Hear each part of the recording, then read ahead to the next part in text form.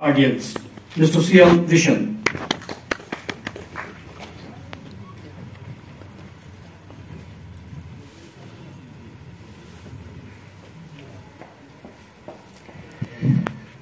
Professor Dr. Azhar Saab and Professor Asuduk Saab and other dignitaries on the dais and their respected audience.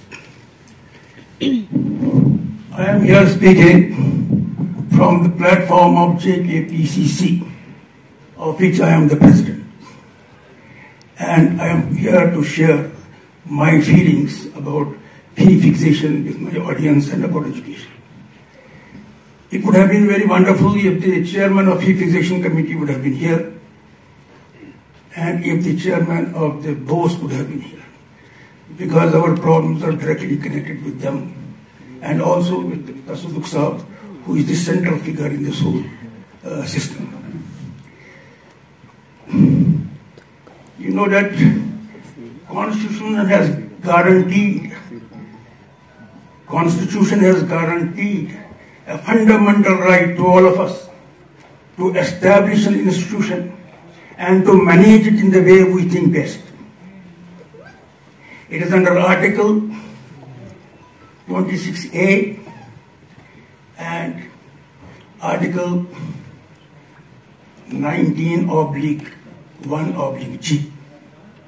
But the rider is that we have not to make any profit, that education should not result into commercialization.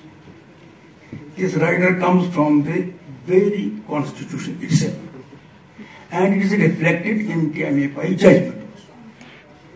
TMAPI judgment gives all the freedom to self-financed institutions, and TMAPI judgment asks all the state governments not to interfere with the functioning of the private institutions. And it goes to the extent of saying that if interference with the internal administration of the self-financed schools is done by the state governments, it will amount to nationalization of schools. Just as SRO 123 is meant for government schools, it's not meant for private schools. And this is being imposed on the private schools also. For example, the private schools are asked to form an elected body of parents as super managers of our schools. Does it not mean nationalization of our schools? Then what job have we to do as managers or managing committees? This thing is not being interpreted properly. And may I tell you, after the TMAPI judgment gave us a lot of freedom in our internal administration, including fee fixation. What happened, there was a lot of furore in the country. And as a result of that came Islamic Academy. Islamic Academy was meant only for professional colleges, where they were charging huge capitation fees. So Islamic Academy directed all governments, state governments, to set up fee fixation committees to control the capitation fee system and others. Then again there was a furore, because state governments did not impose fee fixation committee only for the professional colleges, they imposed it for all the self-financed institutions. So there was a furore from the self-financed schools. So then there was another Supreme Court judgment called Inamdar. Inamdar clearly, it was 7-bench judgment. You see, basic judgment is pi judgment. That was based on 11. For the first time in the history of judiciary, 11 benches, 11 judges sat together to probe the problems of the schools. And then Islamic Academy came to interpret ideas which were not very clear, areas which were not very specifically made clear.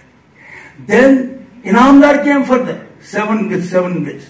Again, basic is TMAPI with 11. Nobody can override 11 benches. 11 benches.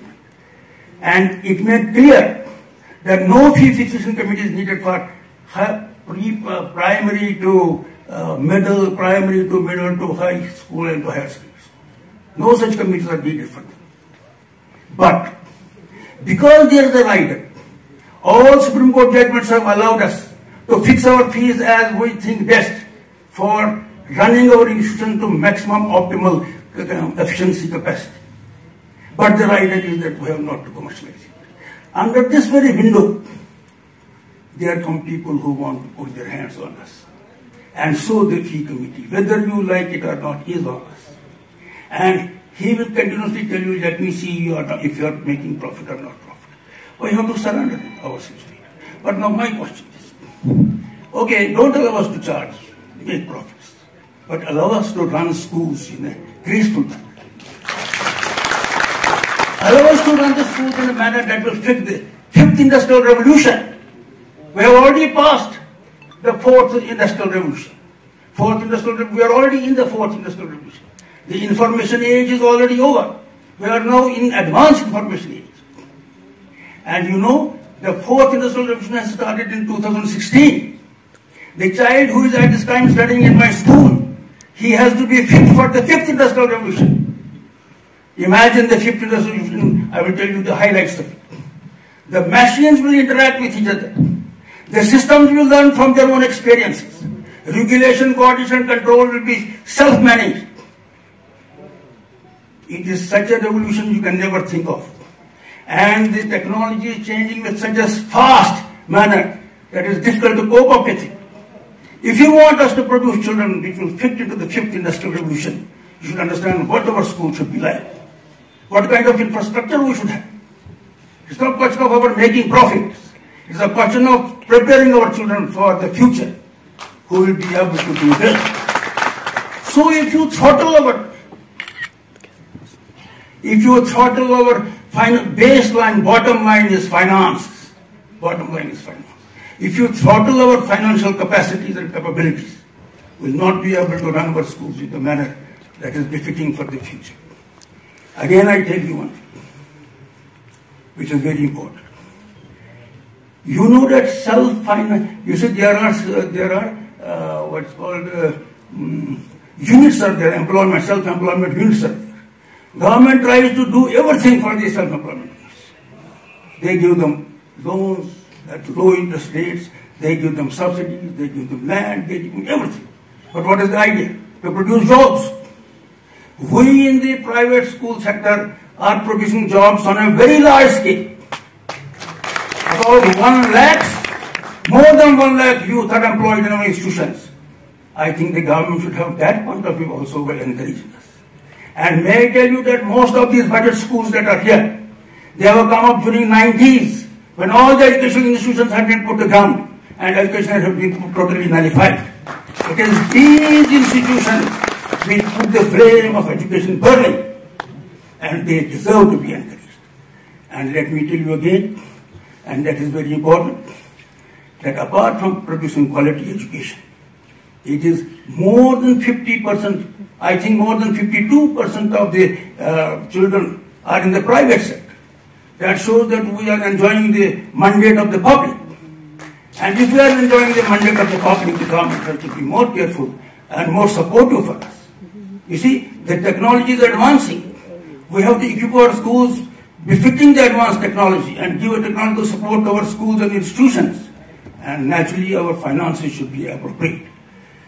Now, let me tell you how the government discriminates between government schools and private schools. It's very shameful, of course.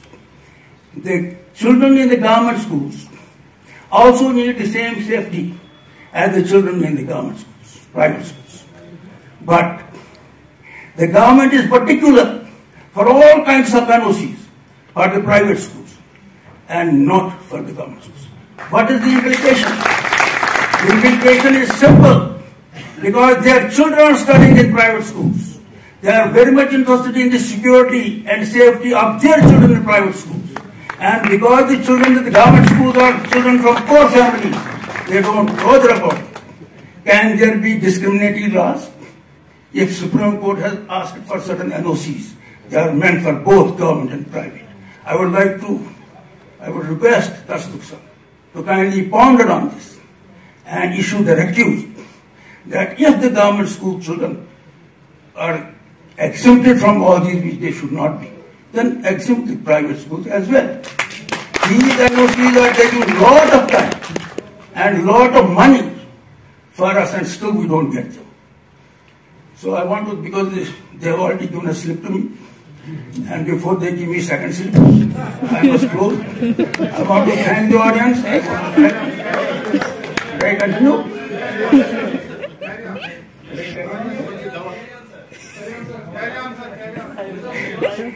You are saying me carry on, he will come with third slip. And what will be my position at a time?